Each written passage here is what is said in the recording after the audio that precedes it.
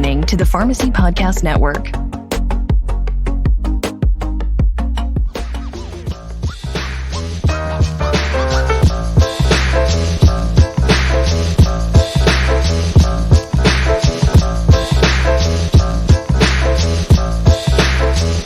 Ever since COVID, what we know to be the norm is rapidly changing. In order to adapt to this, your business must adjust and transform accordingly. For pharmacies, unlocking the profession's potential to improve patient care is where this opportunity lies. Today's product-focused role of the pharmacist calls for the industry to move toward clinical services. The focus will be on prevention over treatment, and care will happen in the home or community. As accessible and trusted healthcare personnel, pharmacists can play a big role. Happier at Home harnesses this opportunity by showing the benefits of expanding your pharmacy into home care services and how this is a recipe for success. Innovation and growth will help community pharmacies to continue to exist and thrive in the future. Hey everyone, welcome to another episode of Happier at Home PRN. I'm so excited that you've decided to join us today. And we have a very special guest on, someone that I've grown to really love and enjoy. His personality. It's very unique, and he ended up coming to me at one point to talk about expanding into home and community-based services. So with us today, we have Patrick Devereaux. He is a pharmacist and owner of FMS Pharmacy in Bessemer, Alabama. He is also one of our newest Happier at Home franchise owners. So I'm so excited to introduce you to Patrick. Patrick, welcome. I appreciate you joining us today. Oh, thank you so much for having me. You are so welcome. And of course, we have Todd Eury. You know what? Extraordinaire. I just like being fly on the wall, but I have to jump in quickly and make a comment about Patrick. Someone that has leadership in his blood and is part of the APCI board of directors. APCI is one of our most powerful buying groups that really help to support community pharmacy throughout the nation. These buying groups are so much more important today than, in my opinion, than they were 20 years ago with what we're going through with insurance and DIR fees and lack of revenue to keep our community pharmacies thriving. So Patrick, your leadership is so important to us. And that's another reason I'm excited that Debbie's talking with you about supplementing income, but also more important to me is delivering better and more services to your community. So thank you so much for being here and sharing your story with us. Yeah, no problem. Thank you for saying that. And you're also an NCPA member, as so many of us are, and a member of the Alabama Pharmacy Association, too. So I know that you get involved in many different things for your own personal and professional growth. But I think it's really important to bring those organizations to the forefront so everyone understands that it's not just trying to run your independent pharmacy. There are so many different ways that you could get involved to advocate for your profession. And after all, that's what we're looking at today is really what Patrick's journey has been like and how he has grown into an entrepreneur and grown his pharmacy and started his Happier at Home company as well. So Patrick, I got to ask you, as you were growing up, what were you like as a kid? Did you have those leadership abilities already? Usually that kind of comes through naturally. I would say somewhat. Wasn't particularly gifted at sports, so I wasn't really a sports leader, but definitely found myself in some leadership roles pretty early on, especially in high school. And really was part of how I got into pharmacy. Knew a friend of mine who knew how involved I was in some of the leadership things that I did. Invited me to apply for a job at his pharmacy at Eckerd Drug in Palm Coast, Florida at the time.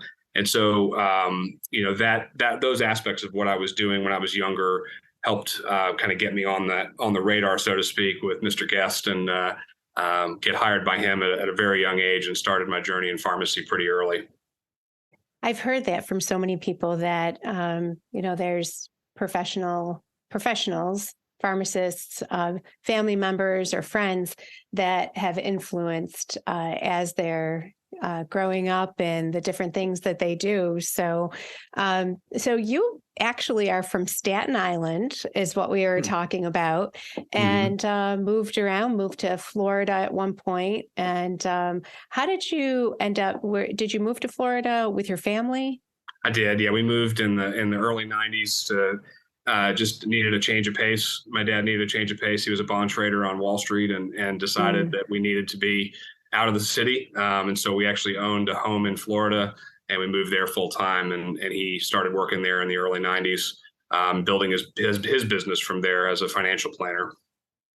So you had some role models with the entrepreneur aspect of it. Oh, definitely. Yeah. Awesome. I remember the days of him. He worked some long hours back before all this technology we have now, where he was cold calling in the phone book, trying to build his client base, and starting over, moving to Florida. That is tough. I remember the yellow pages. That's right. Isn't that funny? So then as you were growing up, I know we have an interesting story about a game show that you actually ended up being a guest on, but it makes me think about the characteristics of a person, a child, even at that point, of what makes you being able to open yourself up and try new things. So is that something that you always were known for, just doing your own thing, trying different things? Definitely trying different things, and I did a lot of theater when I was younger too, and I think that really got me comfortable in front of large groups. Certainly has gotten comfortable doing teaching over the years, teaching continuing education, things like that, and so that part of my personality I think has always been there. I think theater played a large part in that.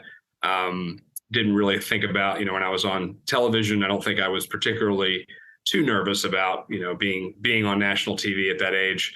But did win some money on that show and actually did help me pay for at least a little bit of Sanford, where I went to pharmacy school. So very good. So how did you end up on this game show on Wheel of Fortune? Yeah, so we got passes. My aunt and uncle had passes to try out. My dad and my grandmother had tried out, and then they didn't wind up making it through. And so they sent a letter back to them when they were coming back to Orlando for tryouts again. And they sent a letter and said, hey, you can bring a family member with you for family week. And so my dad brought me, and long story short, I made it to the final round. He got cut at the semifinal round, and we're just like, now there's like 10 of us up here, and my dad's not here. So yeah. But yeah, then they selected me to go on. I thought it was going to be teen week, but we were on there for my favorite teacher week. So brought a beloved teacher of mine from middle school onto the show with me. He flew out there and was on the show with me, and we won some money and had some fun and met Pat and Vanna. That's awesome. I have to say though, you do have the personality that you could speak to anyone and speak to in crowds. And that was one of the things that stood out to me, was your passion for just sharing your information, sharing things that you're knowledgeable about.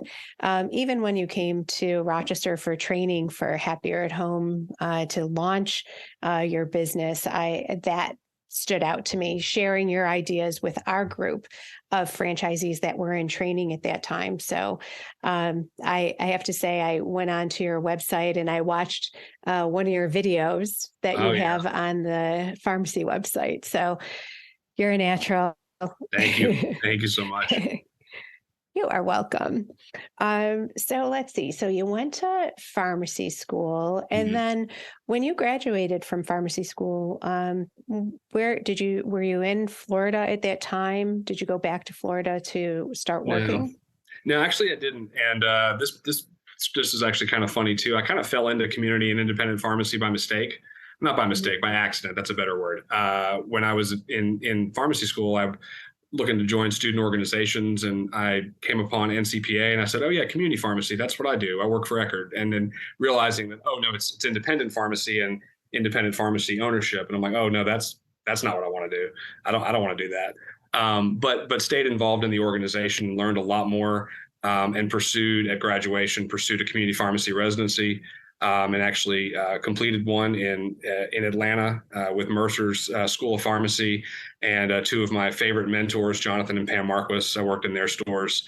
Jonathan, I know, has been on a couple of the other pharmacy podcasts. I heard him on Bruce's show not too long ago, and actually we've remained friends over the years and have learned a lot. In fact, I would say I learned the majority of what I know about independent pharmacy from Jonathan and Pam, just being out there for a year and just being able to see how they did things. And at the time they had 3 stores, and I'm not even sure how many they have now.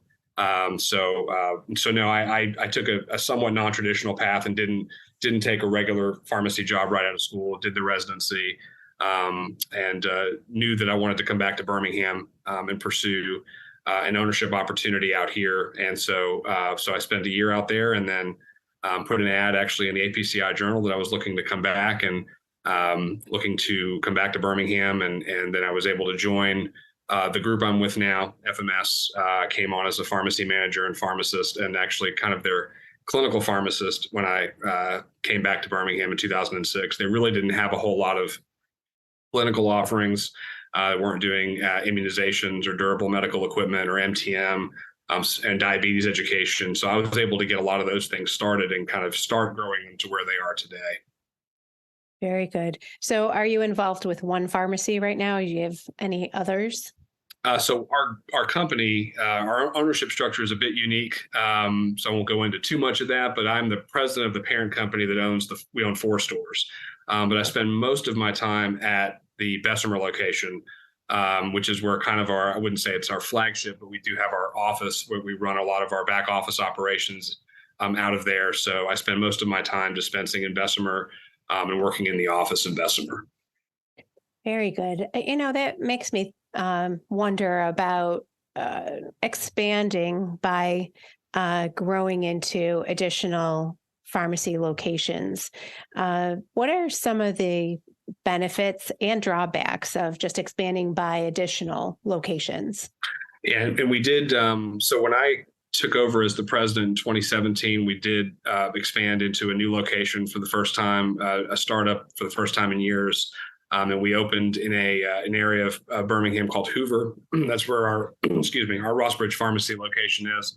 And I would say the drawback is anytime you're having to build something from scratch, and try to build that customer base, it's always challenging. You don't know what the reimbursements are going to look like out there. You don't really know what the demographic is going to look like. You don't really know what's going to work and what's not. So it's a lot of trial and error. I will say, though, that utilizing a lot of the operational things that we've done as a company for the last 37 years, we were able to take a lot of those things and put them into place at Rossbridge and create a scalable model for growth. But it's always a challenge. Now, I do say, I think that one of the things that we did well with that location is that we did put it into an area that actually has a relatively lower Medicare population. And I know that sounds bad, but with DIRs and everything, which I know have been talked about a lot on this show, that store actually has the lowest amount of DIRs by a tremendous amount. So, finding that location is important, but you don't really know until you get out there what that's going to look like, what the payer mix is going to look like, and things like that, and what models are going to work. Yeah, I know that's one of the things when we went through this process when you were going through discovery with Happier at Home, that you really need to look at the demographics of your territory, quote unquote territory, to understand what that household income is, especially with Happier at Home being a private pay source of revenue. So, but I think also what you're saying in regard to one of the benefits, if you've had the experience of starting up a company, let's say your independent pharmacy, you've had that experience really keeping track of how you did it, the processes involved, so that it is reproducible for you. So it's an easier thing to do. So that would be one of the recommendations, right? Make sure you're tracking, writing things down, keeping your contacts of how you started that location so you can take that model and reproduce it. And Absolutely. then, like you said, then it's a scalable model also, and you're not having to recreate the wheel. Exactly. I'm definitely, if it's not broke, don't fix it. If you found a model that works, that's scalable, that's reproducible, got to do it. Got to do it. I kind of want to let the listeners know the choices that our pharmacy owners are making going through this process with Debbie and her team. Extremely data driven. It's not a willy-nilly thing. It's not, and I'll give you some information that Debbie and Patrick, you may not even realize, but Health and Human Services from the state of Alabama, the division was called Human Resources. So the Alabama Department of Human Resources at the beginning of the year made a public outcry that said, we're missing services for over 600 seniors throughout the state. And that's just on their surface and audit. So home care services in the state of Alabama are so necessary. So Bessemer being taken care of by your community pharmacy, Patrick, is so important. But if we picked any state, I'll bet you we could probably find the same news findings. And this was WBRC Channel 6. And it said the title was Alabama Department of Human Resources looking to add more adult care services. I mean, that's the state saying, hey, this is an issue. And of course, they're probably making it sound a little bit better than maybe even the condition is. But that to me is a shout out to our Alabama based community pharmacies to, hey, let's get involved in this. Yeah, and there is actually had a meeting with the area on aging last week, and there is such a need right now for programs that they have, but also just private programs and companies like ours. They are so I don't want to use the word desperate because I don't want to make it sound like they're going to sacrifice quality just for quantity. But there is such a need that, I mean, we had one meeting with them and they're like, well, what can we do to talk about getting a contract with you guys to do some services? We need more home care businesses to be able to do this, but we also need quality. And so that need was very apparent after that meeting that I was like, I've barely met them and we're already talking about about this kind of thing. So it is tremendous throughout the state right now. I Absolutely. think that one of the things also is that you're bringing in credibility because you are in the community and have that connection with the community through your pharmacy as well. So you have that credibility to bring. And this is one of the things that, the numbers of seniors are growing. And so when potential happier at home business owners contact me and they say, well, there are other home care agencies in our area and, there's a lot of competition. The thing is that the number of seniors just keeps growing. Right. And even though there's that competition, there is going to be competition, and that would be across the country. Right. The leg up that you have as independent pharmacy owners is that you have that respected reputation within the community. You have the people coming right into your door that are potential customers of yours, and so instead of you saying, hey, you know what? I know that you haven't been able to drive and come in here or follow your doctor's orders or come in and get your point of care testing. We can help you. We can help you with those programs. So is there a way, or do you have some kind of plan moving forward with connecting your pharmacy services with your home care company, with your happier at home company? Yeah. And just like you mentioned, it is a crowded market. And I got a little nervous at first, understanding that it was a crowded market. But but the more and more facilities we visit, the more we realize if there's this many independent living facilities in the Birmingham area, there's still a need. And there's a few big players in our area, but our secret sauce, if you will, our messaging that myself and I've got a great business support manager named Shasta that we stay on message on is you need a pharmacist involved in your home care. You've got to have a pharmacist involved in the home care. Aside from the services that we can provide, having a pharmacy, just having a pharmacist involved in aspects of care is what's getting the attention right now when we have conversations with stakeholders. I had one this morning at the Jefferson County Department of Senior Services that's different. There's really only one or two companies in our area that have any kind of credentialed health provider as part of the structure at all. Maybe part-time or whatever, but most of these companies are not owned or don't have any credentialed health provider involved in it. So having a pharmacist involved is really where we're hitting our message. So just looking at drug-related problems, when we're taking on a new case to see if there's duplications, interactions, things like that, or if our employee may report back to us, hey, Ms. Smith is having this, and this going on. That could be a drug-related problem that we can potentially help solve, even if they don't fill their prescriptions at our pharmacy, because just having that level of expertise and knowing that is in my opinion, our competitive edge. So we lead with that in all discussions that we have, because I jokingly say, hey, you probably get 50 phone calls from companies like mine a week. Here's why we're different. And this is where we can be an advantage for your seniors.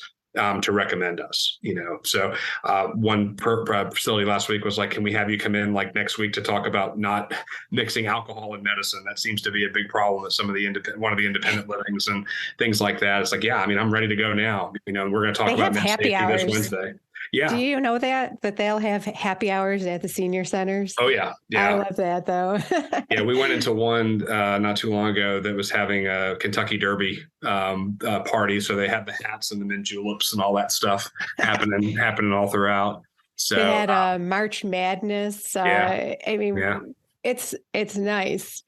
It's enjoyable. It's great for that socialization, but certainly mixing alcohol or different types of, grapefruit juice, different types of things that you should be avoiding with different medications.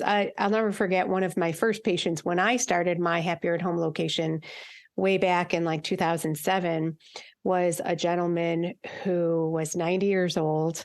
And he was having an allergic reaction to something. Well, he went to, I don't know if it was an urgent care because they weren't very common at that time, but whomever he saw told him, oh, just take Benadryl every 8 hours. Well, he never stopped. Everyone was wondering why he was on the couch all the time. So just being a registered nurse, at least that was something that I could troubleshoot. So I know that is a unique proposition that you have as a pharmacist and pharmacy owner to be able to bring those things to them. And, also as a Happier at Home business owner, you're able to provide that medication management in the home and medication management solutions too. So our pharmacy has done a great job over the last several years as being branded as an adherence destination. We've been utilizing different systems for a long time to make sure patients have the right medicine at the right time. Honestly, for the last several years, it's probably led our referral sources for the pharmacy. We're referred to when patients are referred to us, and we find out who referred you and what kind of things they were looking at. Most of it's medication adherence. We've done a pretty good job getting our word out there with providers in our area. So this was a natural fit and extension for that. And one of my plans is to also explore a little bit more about the medical at home model, where certain patients that meet certain criteria that we're blister packaging and delivering their medicine that are not able to leave their homes, if they meet criteria and their pharmacy benefit manager allows the medical at home, then we are going to explore that. We're still learning a lot about that. Our familiarity with billing and things like that is limited mainly to traditional pharmacy and long-term care pharmacy, which we do have a combo shop pharmacy, so that for patients that are in facilities that we service, we can bill under that NPI number. So we're still learning that. So we're hoping that we can expand that as we learn more about medical at home to our patients that are either at Happier at Home or maybe they're not. They're just our existing customers but meet that criteria. And as you mentioned, providing immunizations in the home, potentially point of care testing, things like that. Is part of the plan as well. That if there is a need, we can meet that need and have a pharmacist go in there, then we will do that. Mm-hmm. And Bree over at the NCPA is a great resource for your long-term care medical model at home needs as well.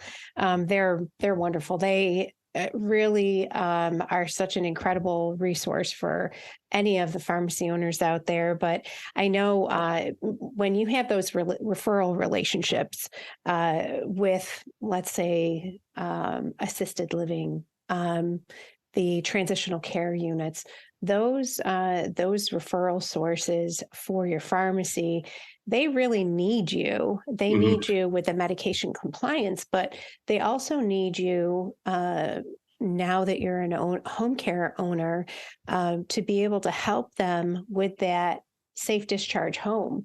Right. So because it's a private pay source for you and it's a private, the patients are paying out of pocket. It's not a hit on the system. And it also really helps the system. It helps everyone along the healthcare continuum to save money and, Right. of course, increase quality of care. So there's so many different ways that you are helping your community and the healthcare system itself. And everyone in the healthcare system wants our seniors to be as independent as possible.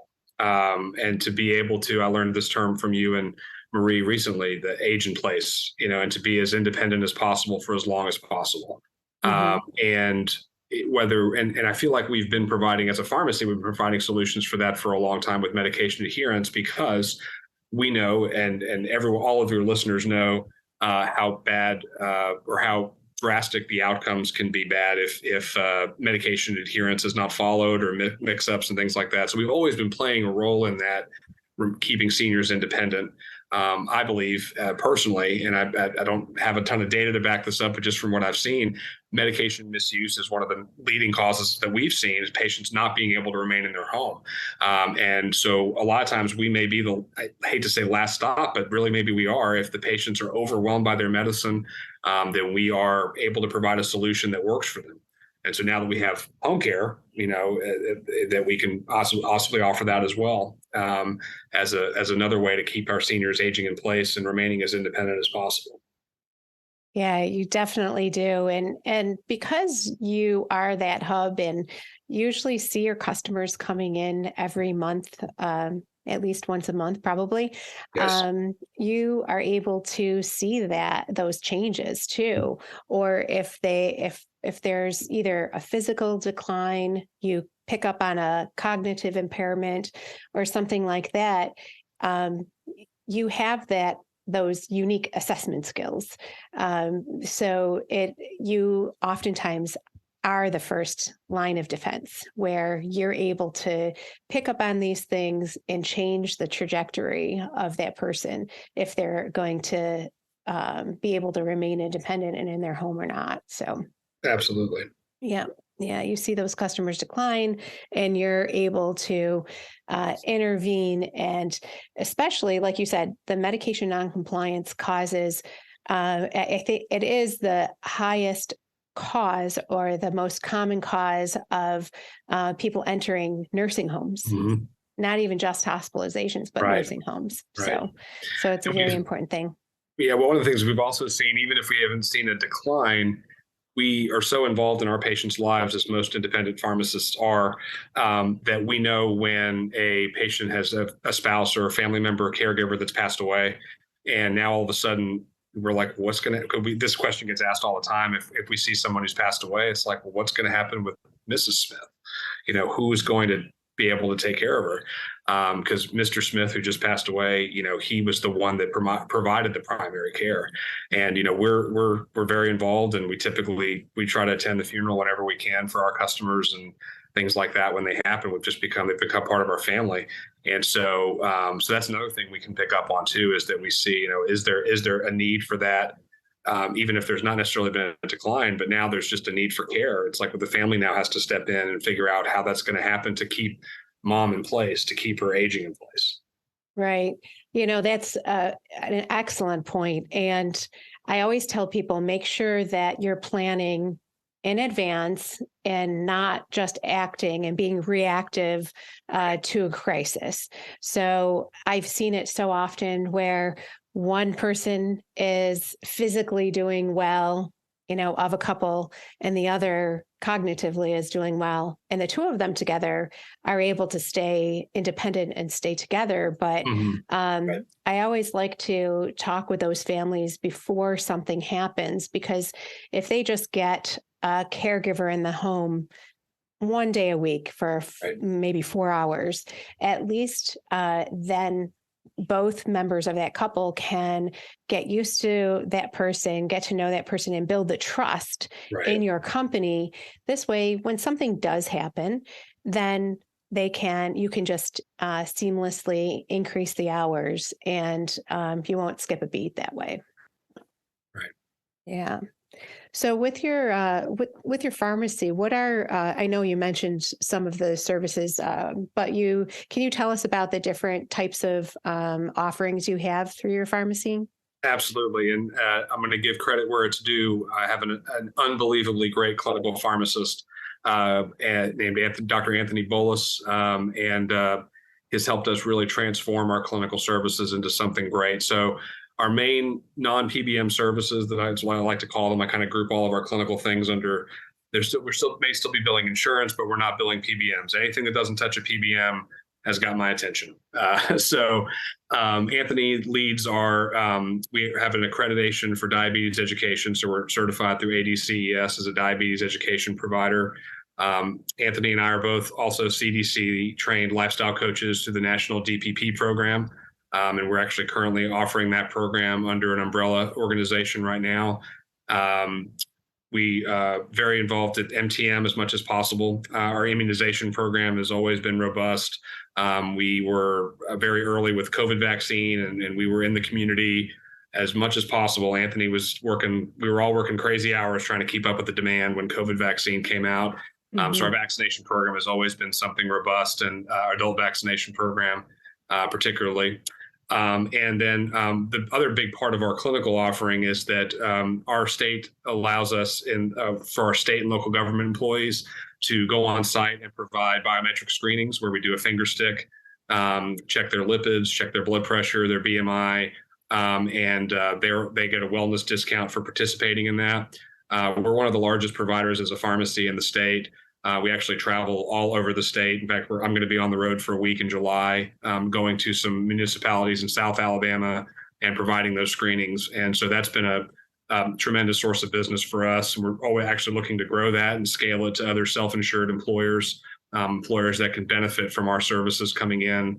Not just that, but the diabetes education, diabetes prevention, immunization programs. So we're in the process right now of working, and Anthony and I are working on ways to scale that part of the business. The long and short of it is really just trying to maximize what's not going to a PBM right now is our strategy. Was part of why you and I started talking to, so it's just anything that doesn't touch a PBM has my attention. Very good. So when you're doing these screenings, what do you do with the abnormal results? Are you able to continue on with that patient in any way? So what makes us a little bit unique there, and all the pharmacies in the state, there are some other providers that do these screenings. What makes the pharmacies unique is that we usually provide some education when we get the results, as far as understanding what medicines they might be taking that are affecting that and things like that. Now, when we get abnormal results, if they're at a certain level, it actually triggers a referral for the patient to take to their provider. They actually are able to take those results to their provider, and the provider may want to do a repeat test, but they get an actual free of charge office visit to the doctor, so they can discuss the results. They can see if medications need to be adjusted and things like that. And since most of the screenings that we do now, it's really shifted. We used to do many of them in the pharmacy, but most of our screenings now, we travel around and do them off-site. I would say it's almost 90% of the screenings we do are on the employer site at these different municipalities. So we don't necessarily have access to medication records. And even if they were coming into the pharmacy to do it, If they haven't told us which medications they're taking, we might not know. But usually when we get abnormal results, we start a conversation with the patient about that to understand which medicines are affecting what. You'd be amazed how many times we've heard, well, the doctor put me on this new cholesterol medicine, so I stopped my old one. And so that's an educational opportunity for us. So actually, those are supposed to be used together. They just may not have communicated it to you that it's not replacing it. So, we do spend a lot of time talking through that as a pharmacy group, going to these different provider sites. Very good. Do you do the diabetes education yourself in the stores, or do you have a nurse working with no, you? Anthony does all that. Anthony is our clinical pharmacist and I did for a long time. I was the primary instructor, got us through the initial accreditation process with diabetes education. And then when we hired Anthony back in 2015, he sort of took that over as one of his full-time responsibilities. He oversees all of our accreditation. My expertise in that area has more to do with billing. So I actually consult with a couple of different states and one national organization to help pharmacies get credentialed to bill diabetes education and diabetes prevention services. It's very nuanced because we don't have provider status. So you have to be very, very, very strategic about how you credential. So it doesn't project. It'll all get better when we have provider status. That's what everyone keeps telling me anyway. So, but yeah, so no, I no longer provide it myself. Anthony does the majority of that. And I'm just going to be honest with you. He's so much better at it than me. I'm a halfway decent teacher. He brings a level of enthusiasm that is just unmatched. I'll just say that. Well, maybe I'll meet Anthony when I come into Birmingham. You have to. We have to schedule that. I'm on it. That's on my list. I'm gonna come and see you guys. An interesting fun fact: Dr. Anthony Bullis is a fellow podcaster as well. He is. He did some work with Samford's University McWhorter School of Pharmacy. Yeah, he did the healthy dose for a while. So I was a listener of that. So a shout out to cool. Dr. Bullis. Yeah, I had a lot of fun.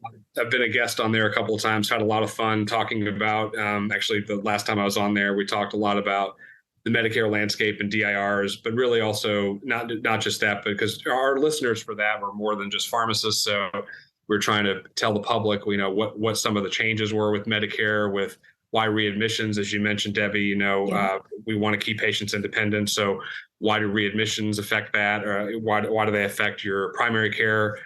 Your primary care, has metrics now they have to hit, and they get penalized if you're not doing certain things. So we spent a lot of time on that, talking about that.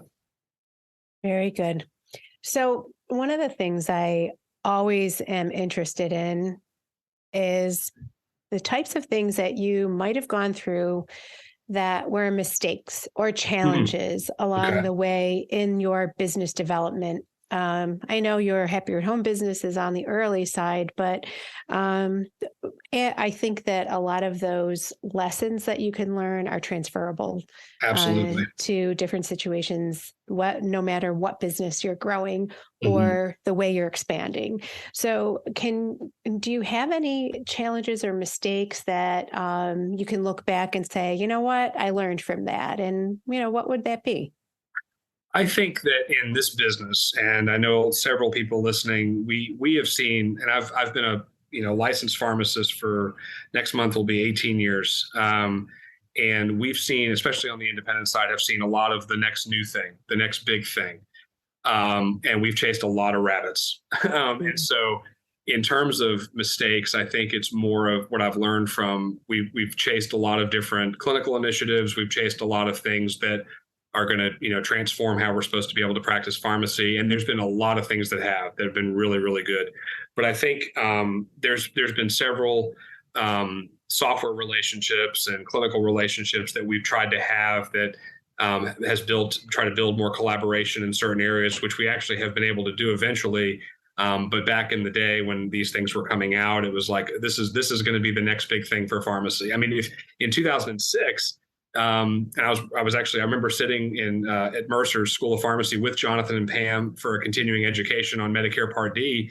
And they told us that MTM was going to be so big that you were going to have to hire like 3 pharmacists to keep up with the level there. And so while MTM has been very robust, it's not certainly been at the level where we would have multiple full-time pharmacists doing it. Now, that's not necessarily a mistake we made, but that goes to the larger point of we have to step back for a second, take it with a grain of salt, analyze the things, the data, like you talked about earlier, that we can put our hands on to see what kind of resources do we need to put through this. So I know this is kind of a general question or a general answer to the question, but I would sum it up by saying that there's been, several different clinical and other business initiatives that we've looked at that didn't pan out. But I think it was largely because they were unproven concepts and because that's what I was going to say. We were really, we approached it cautiously. We didn't put a whole bunch of money into things or things like that. But, we're told, hey, this is, this program or this partnership or this whatever is going to be the thing that transforms the practice. And again, there have been several things that have, but I think the unproven concepts has probably been the biggest mistake where it's like, let's talk to others that have made it work and see before we start putting any kind of not just money, but time and resources into developing this, who in the area has made it work, who, especially in Alabama is very backwards when it comes to what we're allowed to do as pharmacists, not as bad as some other states, but still pretty limited in terms of scope of practice. So it's like, unproven model, doesn't always work. So that would be my mistake there to sum it up, to say unproven models, evaluating the cost effectiveness and return on investment, things like that. And I think that just having your education and your business acumen behind you, you could look at those things and just you have a gut feeling or intuition about it. And you have to take that into account and don't discount that at all. Looking into the future, though, what do you think is on the horizon for your pharmacy as far as growth?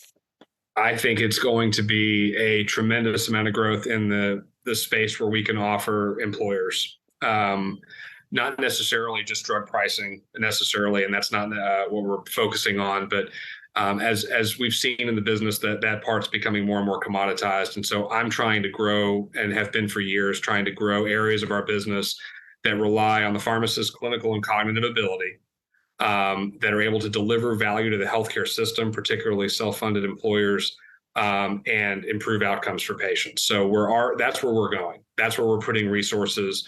I'm not saying we're not trying to grow prescription business or anything like that. We obviously would want that too. But, we have a choice every day in terms of what to focus on and where we need to put our energy. And our core business has been and always will be pharmacy and dispensing. But if we can put resources toward other areas that deliver value, that give us a competitive advantage, but also maybe a business that no one else is doing, and be able to create a stream there, then we'll do it. Yep. Well, you have a lot of unique things that you're doing, and focusing on these large employer organizations is a great idea. At least you have a point of contact to reach many people. So, every time I talk to one of our guests, I always take little pieces of information that I could use in my own business. And I think that could be one of them. As a franchisor and owner of the national company, I think that engaging with these employer groups is a great way to be able to reach employers, and thereby employees that can really take advantage of having that education of what sources or resources are available to them, including home care, because how many people are missing work because they have to take a leave to take care of their own parent. So where that can be feasible, sometimes it's not always the best for all involved. So that's going to be mine I take away from this conversation. So thank you for that. So Todd, any closing comments or questions? No, I'm excited about community pharmacy getting deeper involved in home care services. Happier at Home. You've picked the right partners in community pharmacy owners because of the care and the pride that they already have for their communities. And this just adds another layer of services that the community needs. Every time I go to the news and every time we have one of these episodes for Happier at Home PRN, Debbie, I'm finding more and more data out there that that screams, "Hey, we need more home care services in our communities." I agree. And Patrick, it does, I remember starting my original location when Happier at Home had no name, and now we're recognized. Right. But it is, it's scary at first, but as an entrepreneur, it's scary in a good way.